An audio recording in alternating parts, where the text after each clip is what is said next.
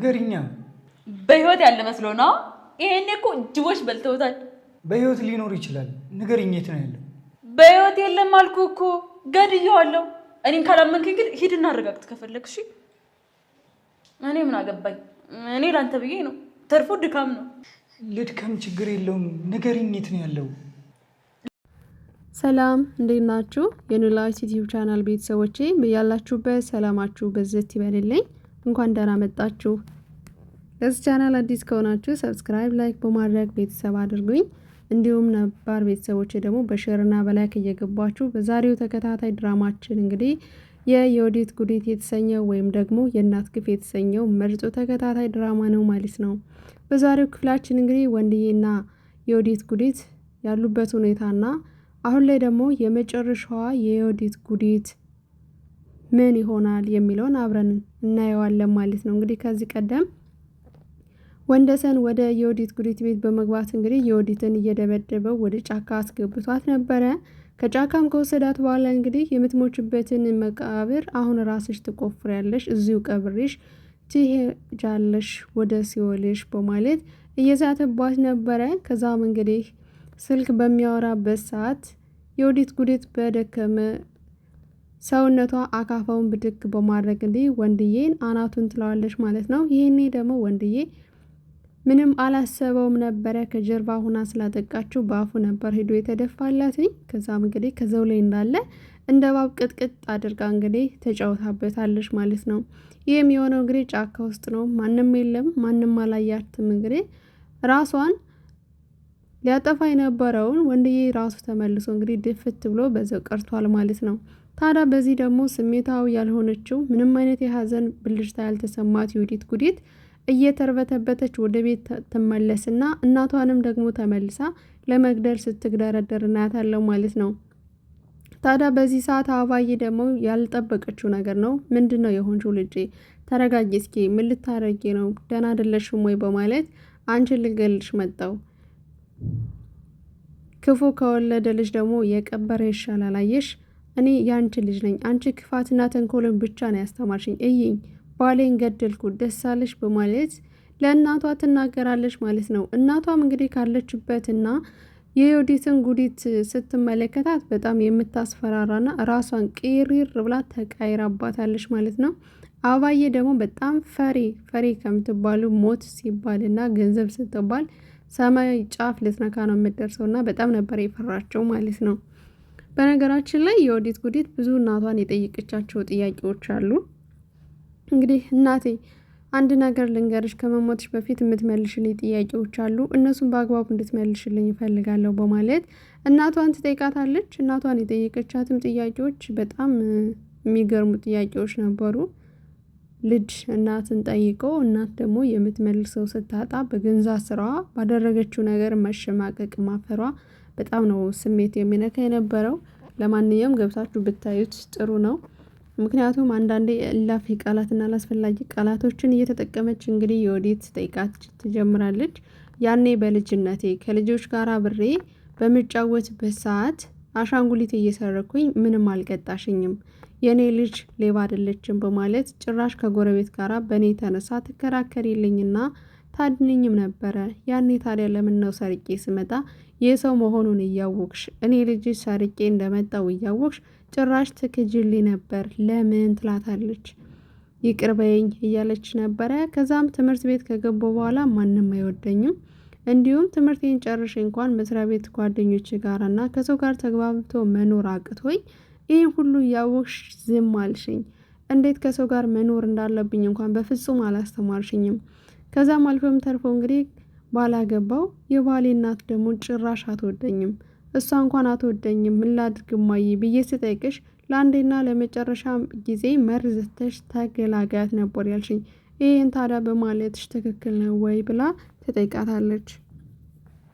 እውነት ለመናገር አንዳንድ ቤተሰብ ወጣ ያለ ባህሪ የሚያሳይና አንዳንድ ቤተሰብ ደግሞ በመልካም ስነ ምግባር የሚያሳድግ የሚከታተል እያንዳንዱን ደግሞ ልጆቻቸውን የሚፈትሹበት ቤተሰብ ምርጥ የሚባሉ አሉ። በዛ ላይ ደግሞ በቸልተኝነት የትም እንዋል የትም የማያውቁ ቤተሰብም እንዳለን ሁሉ አንዳንድ ቤተሰቦች ደግሞ ስንሰርቅ ሆነ ከሰው ጋር ተጣልተን ስንመጣ እሳይ ጀግና ጎበዝ በማለት የልብ እየሰጡን እንግዲህ ወድ ስናርግ ያ ነገር እየለመደብን ወዳልሆነ ነገር እየተቀየረ እየሄደ ከዛ በኋላ ያንን ባህሪ እኛ ተላብሰ ነው ከሰዎች ጋር ራሱ ተግባብተው መኖር ሲያቀተን ድረስ ውስጣችን እየተበደለ ነገር ግን እኛ ደግሞ አልሸነፍ ባይነታችን፣ ግትርነታችን፣ ድርቅናችን እኔ ነኝ በማለት የገንዛ ስማችን በመጥራት በመመጻደቅ እንግዲህ ወደ ከፋ ደረጃ እንደርሳለን ብዙ ጊዜና በዚህን ሰዓት ታዲያ ቤተሰብ የሚሰጠው ኃላፊነት በልጆቹ ላይ ትልቅ መስዋዕትነት መክፈል እየቻለ ግን እንደ ዋዛ ሲያዩ ደግሞ በቸልተኝነት የራስን ልጅ እንዳለማወቅና እንደ መግዳት ይቆጠራል ማለት ነውና የወዲት ብዙ ጫናዎችን አሳድሮባታል። ከልጅነቷ እስከ እውቀቷ የተማረችው ክፋትና ክፋት ነው። በልቧ ርህራሄ እንዲኖርባት በፍጹም አልፈጠረባትም። ምክንያቱም ወንድዬን ገድየዋለሁ እያለች ነው እሷ እየጮህች ያለችው። ታዲያ ምንም የሀዘን ስሜት አልተሰማትም። የበለጠው እንደውም ደስ ብሏትኝ በኩራት ነበር ስትናገር የነበረው። ከዛም ነው እንግዲህ በዛ ስሜቷ እናቷን ለመግደል ስትግደረደር የነበረው። እናቴ አንቺ እናቴ ልትሆኝ አትችይም፣ የእናት ስምም ሆነ እማዬ መባል የመጠራት ማድረግ አይገባሽም። ምክንያቱም እኔ ልጅሽ ነኝ። ነገር ግን ወንድዬ መጥቶ እየደበደበኝ አልጋሽ ላይ ገብተሽ ለጥ ነበር እንዳልሰማ እንዳላየ ይሆንሽ። ቆይ ለምን እናት አይደለሽም ወይ? ለምን ነው የእናት ኃላፊነት ያልወሰድሽው? እናቴ ከሆንሽ ወላጅሽ ወልደሽኝ ከሆነ እንግዲህ ለምን ያ ሁሉ ሲደረግ ዝም አልሽ? በማለት እናቷን ትጠይቃታለች። ወይዘሮ ወርቄም እንግዲህ አሁን ነብሴ ልትወጣ ነው፣ አሁን ልትገባ ነው በማለት ተጨንቃ ስለነበረ ምንም አይነት ምላሽ መስጠት አልቻለችም። ከዛም እንግዲህ አካፋውን አንስታ በመማታት ስትሞክር ከየት መጣ ሳይባል እንግዲህ ያው የዮዲት ወንድም አስቻለው ማለት ነው መጥቶ ይገላግላቸዋል። ሁለቱንም ያስቆማቸዋል። ለምን እማትረጋጉ እናንተ ሰዎች ቆይ ምን እየሆናችሁ ነው ብሎ እንግዲህ ሁለቱንም አረጋግቶ ከዛም በኋላ እንግዲህ ዮዲትንም የተፈጠረውን ነገር ጠይቆ አዳምጧት አንተ ብትሆን ኑሮ ትከላከልልኝ ነበር ወንድሜ፣ እናቴ ግን ባሌ እየደበደበኝ ዝም አለችኝ፣ አንተ ስታድነኝ ነበር ብላ በተማጽኖ ቃላት ትጠይቀዋለች። እሱም አዎ እከላከልልሽ ነበረ ይላታል። አንተ ማለት ልክ እንደ አባቴ ንጹሕ ልብ ያለ ሰው ነህ። ስለዚህ እናቴ ግን ክፉ ነች፣ እኔ ደግሞ የእናቴ ልጅ ነኝ፣ እኔ ደግሞ ምህረት የሚባል ነገር የለኝም። ስማ ይህን ሁሉ እንዳይመስልህ አባት ግን የገደለችው እኮ እማዬ ናት ብላ ደግሞ በዛውኑ ቅጽበት ትናገራለች። አስቻለው የሰማው ነገር ማመን ነበር ያቃተው። አንደኛ እሷ በጣም ፈርታ እየተንቀጠቀጠች ነበረ። ፍርሃት አለ፣ ጩኸት አለ፣ ድንጋጤ አለባት፣ ደስታ፣ የመርበትበት በአጠቃላይ ራሷን አለማወቋና ስትርበተበት በሚያይበት ሰዓት ቆይ ይሄ እንዴት ሊሆን ይችላል በማለት በፍጹም እኔን አታምነኝም እንዴ? እኔ አይደለሁም እንዴ? እኔ ለምን ዋሻለሁ? እኔ አንተን ዋሽቼህ አላቅም። ግን አባታችን የገደለችው እማዬ ናት ለምን አትለኝም?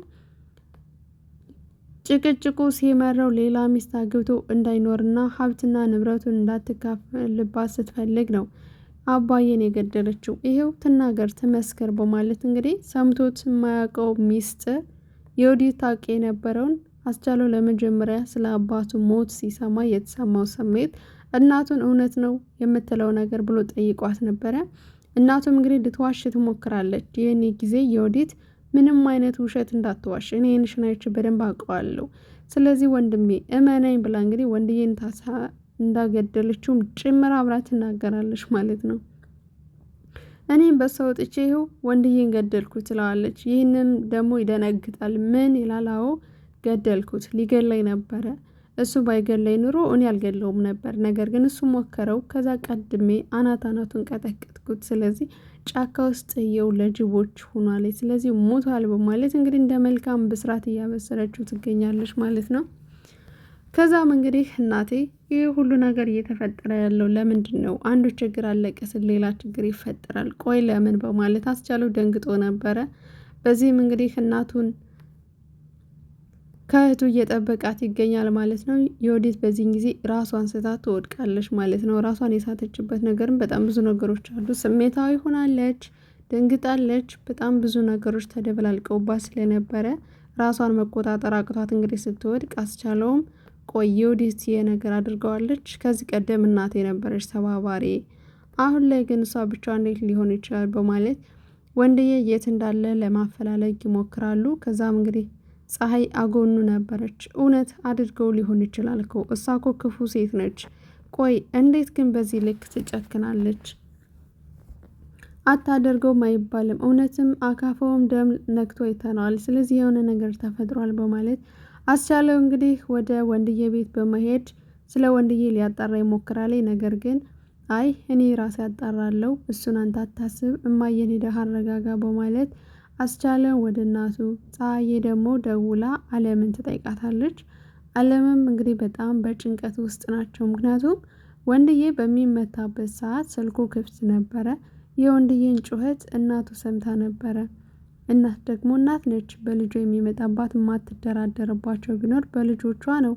ምክንያቱም ልጆቿ አለሞቿ ናቸው፣ ህይወቷ ናቸው፣ መስዋዕትነት ከፍላ ያሳደገቻቸው ናቸው። ግን በሌላ መንገድ ደግሞ ይሄ ልጅ የተጠላበት መንገድ የሚያሳይም ገጸ ባህሪ ነው እና ሁለቱም የተለያዩ ባህሪ ያላቸው። ስለዚህ በዚህም እንግዲህ ወንድዬ እንደምታዩት እዚህ ጋር ድፍት ብሎ ማንም በሌለበት ጫካ ውስጥ ራሱን ሚስቱን አጠቃለው ሲል ራሱ ወድቆ እናየዋለን ማለት ነው። ከዛም እንግዲህ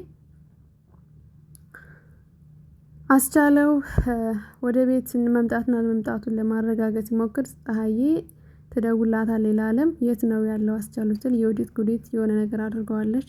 ልቤ ሰላም እየተሰማኝ አይደለም ስትላት ነበረ። በዚህም እንግዲህ አዎ ገድየዋለሁ እያለች ነው። ምን እንደሆነ አላውቅም፣ ምን እናድርገው ይሆን እያለች አዎ በቃ ታደርገዋለች፣ የወዲት አታደርገውም አይባልም እያለች ነበረ። ከዛም እንግዲህ ፀሐዬ ተሎ ብላ ላስቻለው ወንድዬ ወደ ቤት እንዳልተመለሰና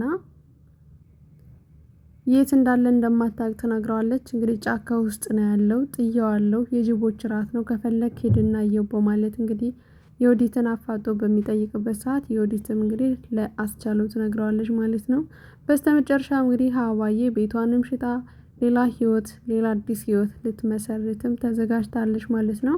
ኦሬዲ ቤቱ እንግዲህ መሸጡ አይቀርም። ነገር ግን ደግሞ አባዬ ያስጨንቃት ነገር ቢኖር ወንድዬ ከምር ሞቶ ከሆነ መጨረሻው አያምርም በማለት እንግዲህ ለራሷ ጭንቀት ውስጥ ስትገባ እናያታለን።